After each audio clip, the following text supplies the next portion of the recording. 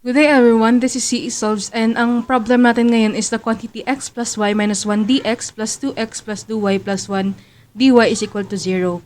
So kung papansin natin, pwede natin na-isolate yung 2 dito kasi common siya sa x plus y. So magiging siyang x plus y minus 1 dx plus the quantity 2 times x plus y plus 1 dy is equal to 0. So, this pa lang, it satisfies the rule na kapag daw hindi nag-intersect yung lines, mag-exist daw yung constant k, which is, in this case, ito yung 2 natin dito, ito yung k. So, yan, ipakita ko sa inyo yung case na yan. So, magiging siyang a2x plus b2y is equal to k a1x plus b1y. So, in this case, 'di ba sabi ko sa inyo, ito yung 2. So therefore, this equation do not intersect. So do not intersect yung lines.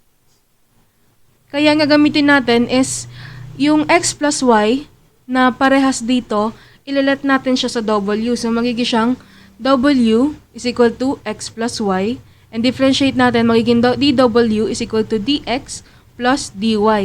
Then, express natin to in terms of dx or dy, pero mas madali yung dx. So, express natin siya as that. So, magiging siyang dx is equal to dw minus dy.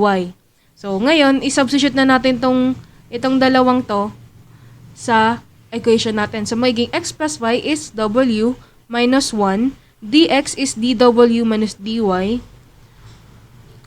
plus 2 w kasi yung x plus y plus 1 dy is equal to 0. So ngayon, distribute na natin tong w minus 1 sa dw minus dy. So magiging siyang w minus 1 dw minus w minus 1 dy plus 2w plus 1 dy is equal to 0. So combine natin yung may mga dy, which is ito. Ito yung may mga dy at ito. So, copy lang natin to. So, magiging w minus 1 dw. Tapos, plus 2w minus w. 2w minus w. So, magiging siyang w. Next is 1 minus negative 1 is magiging plus to. So, 1 plus 1 is 2. W plus 2 dy is equal to 0. So, ngayon, separable function na siya. So, separate natin siya. Magiging w minus 1 dw over yung may w dito which is w plus 2. So, w plus 2 plus dy is equal to 0. So, integrate na natin siya both sides. Magiging w minus 1 over w plus 2. Pwede natin siyang i-divide. So, w minus 1, w plus 2. So, w divided by w is 1. So, 1 times w is w times 2. So, yan. Minus natin. Maka-cancel to. So, negative 1 minus 2 is negative 3. So, negative 3 over w plus 2. So, yan. Gawin natin siya.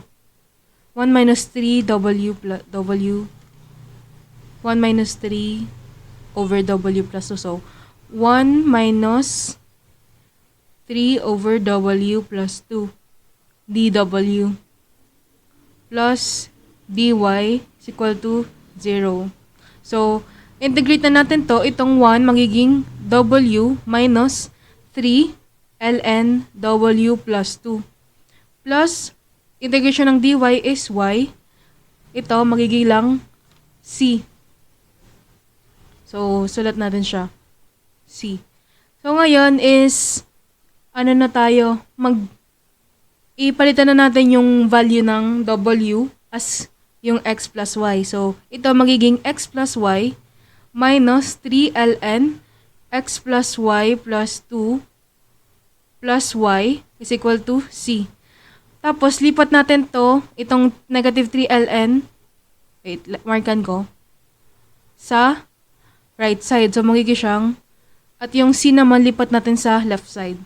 So, magiging itong x plus y plus y is 2y plus c is equal to, lipat natin to, magiging 3 ln x plus y plus 2.